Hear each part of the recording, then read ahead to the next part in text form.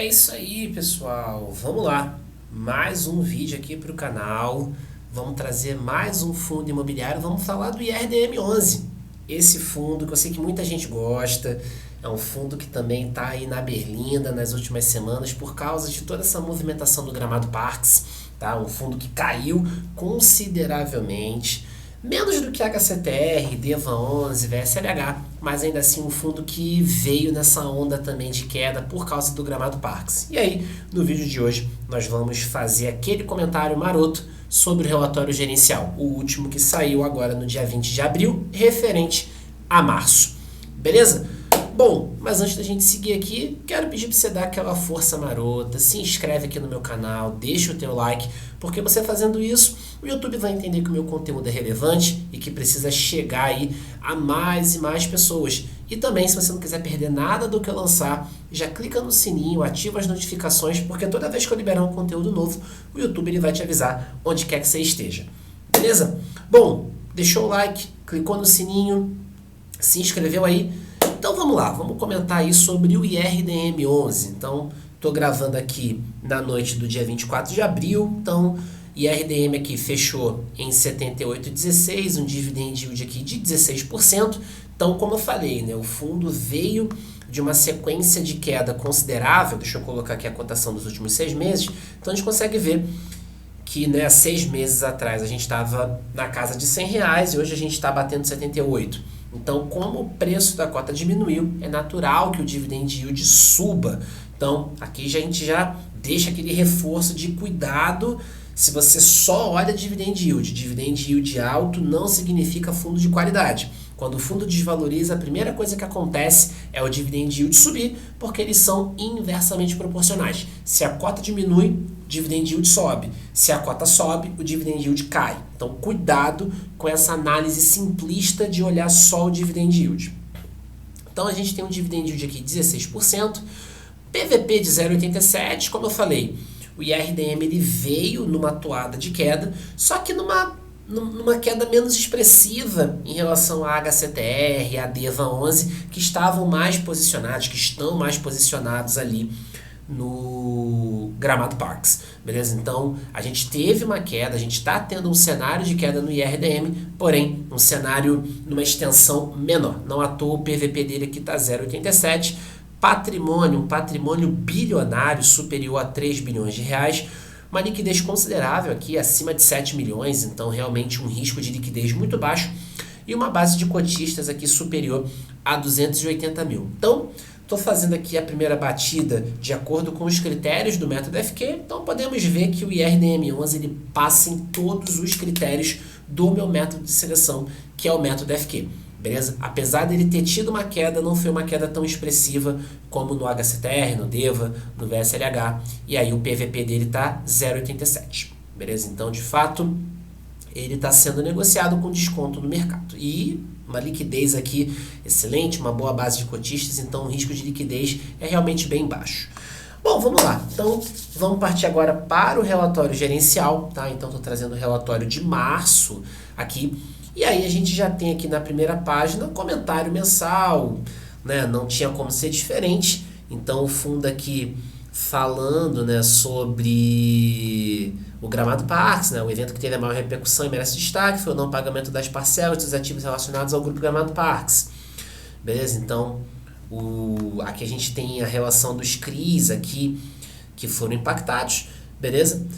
E aí ele fala, né, mas é importante destacar que atualmente a exposição direta é baixa, 1,02% do patrimônio líquido, diferente do DEVA, do HCTR, que tem exposições maiores aqui, o IRDM ele tem uma posição realmente bem menor do que esses caras. Então, é claro que por ele estar posicionado e o CRI ter passado ali por problema de inadimplência, isso vai bater nesse cara, só que como a exposição dele é menor, o mercado entende que, poxa, a exposição ali é menor, o risco é menor, então se tiver impacto, vai ser um impacto muito pequeno frente aos seus pares.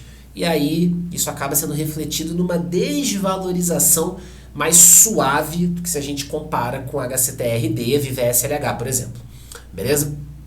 Então, rendimentos mensais aqui nos últimos 12 meses, a gente consegue ver que o fundo está entregando aqui um retorno por volta de 123, 124% do CDI, um retorno bem interessante.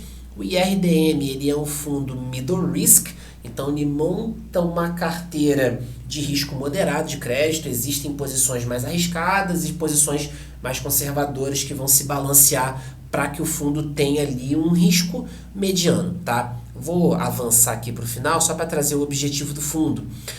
O retorno aqui, o objetivo de rentabilidade é de IPCA mais 7, bem característico ali de fundos com uma pegada middle risk, tá? Então aqui a gente tem no IRDM um fundo de carteira moderada de risco. Então aqui a gente tem a carteira do fundo, então a gente vê muita coisa atrelada a IPCA, tá? Majoritariamente a carteira está atrelada ao IPCA, e as taxas pré-fixadas aqui são taxas ali que na média ficam ali na casa de uns 8, 9%, bem característico ali de fundos de médio risco, tá?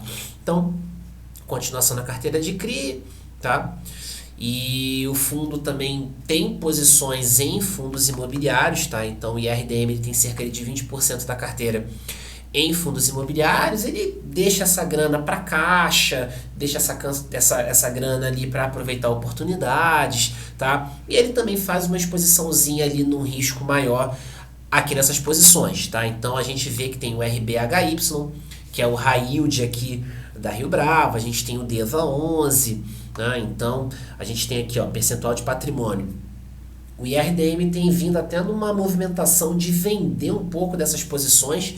Então, ele chegou a ter 4% do DEVA, agora está com 2,48%, beleza? RBHY, então cerca de 4% do patrimônio.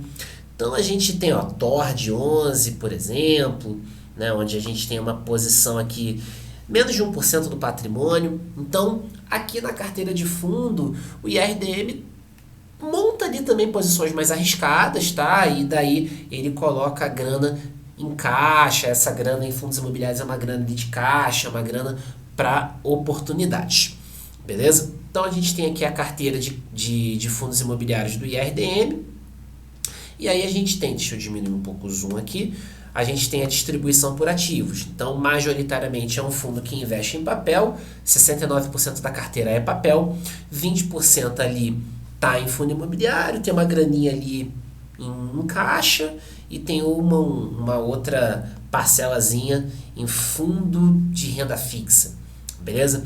Então, aqui ó, os FIIs RF foram separados dos demais FIIs pelo fato de que a equipe de gestão entende que ainda sejam fundos imobiliários, eles que possuem uma dinâmica de ativos de renda fixa, beleza? Então é um fundo imobiliário que tem uma pegadinha ali de renda fixa, beleza? Então ele tem uma grana nesses caras também. Majoritariamente aqui, né, na distribuição por indexador, majoritariamente a gente tem uma exposição em IPCA, então é um fundo que entrega ali uma certa proteção mensal contra a inflação. Então a gente tem ali um retorno médio de IPCA mais 8,5, tá? Então realmente bem característico de um fundo middle risk.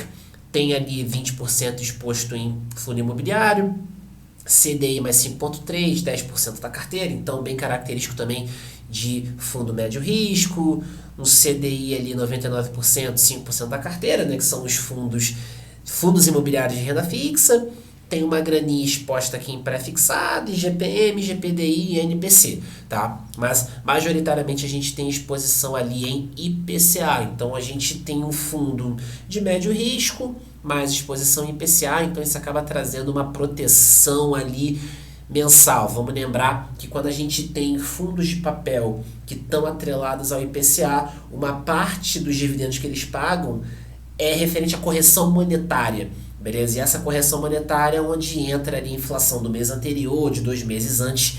Então a gente acaba tendo um repasse mensal, um pouquinho defasado da inflação. Diferente de um fundo de tijolo, onde a gente acaba tendo um repasse anual por causa do revisional do contrato. Então aqui, comentando sobre movimentações do mês, né, os eventos adicionais que aconteceram no mês e tudo mais, e aí comentando já de cara aqui do HCTR e DEVA 11. Né, e aí ele comenta, né, vale ressaltar que o IRDM vinha reduzindo a sua posição em ambos em ambos os fundos, né, nos últimos meses, e atualmente a equipe de gestão segue reavaliando ambos os casos para definir quais estratégias serão adotadas de acordo com as novas informações disponíveis no mercado, né? O IRDM ele investe nesses caras, só que esses caras estão envolvidos lá no Gramado Parks também, sofreram muita desvalorização nas cotas, e aí, querendo ou não, isso acaba derretendo também o patrimônio do IRDM. Então, está sendo feita toda uma movimentação, toda uma análise para poder avaliar se esses caras continuam fazendo sentido aí na carteira do IRDM. Beleza? Por fim, cumpre informar que na data de 18 de abril a posição em HCTRD representam 0,79,233. Então, eles pegaram o extrato de fundos imobiliários referente a março, mas eles trouxeram esses comentários, já que o relatório saiu dia 20 de abril, eles trouxeram aqui esses comentários. Então, a gestão, a Iridium, vendeu ainda mais posições ali de DEVA11. Beleza? Então, a gente tem exposição na HCTR, tem exposição no DEVA, mas é uma exposição que está sendo avaliada e que está sendo reduzida ao longo do tempo. Beleza? Então, e não é uma exposição tão grande. Então, a gente tem cerca de 3,1% ali de exposição em HCTR e DEVA, somando Gramado Parks 1,02%. Então, a gente já consegue ver com isso que a pegada do Iridium é realmente dosar o risco.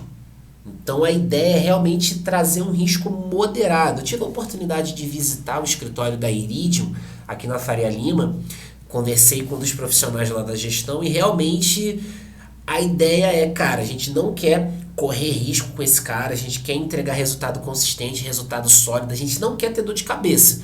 Então, de fato, a gente vê que o fundo está bem alinhado com o que a gestão prega, que é realmente um fundo que não é de trazer dor de cabeça, é um fundo que vai mirar ali um risco moderado. Então, realmente, toda essa movimentação reflete, de fato, o racional da gestão.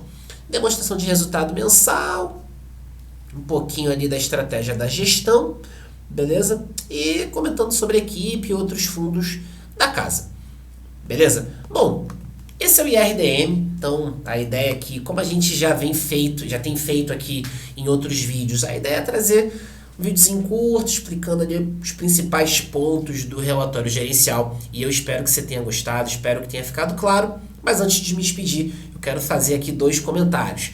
Primeiro, na descrição aqui desse episódio, ou melhor, na descrição desse vídeo, não estou gravando podcast, na descrição aqui do vídeo você encontra 2 links, e aí vamos lá. O primeiro link é para fazer a assinatura da planilha dos fundos imobiliários de qualidade. Então, por apenas R$ 59,90 no ano, é um único pagamento no ano, você vai ter acesso por 12 meses à minha planilha de fundos imobiliários de qualidade, os fundos que atendem aos critérios do meu método de seleção, o método FQE. Eu comentei sobre ele no início aqui do vídeo, a gente fez ali a batida nos indicadores aqui do IRDM pelo método FQE. Então você vai ter acesso a essa planilha que é atualizada a cada 15 dias. Na última quinta-feira eu lancei a última atualização da planilha e fiz uma aula ali de mais ou menos 32 minutos comentando sobre os resultados, comentando sobre os fundos, batendo o relatório gerencial.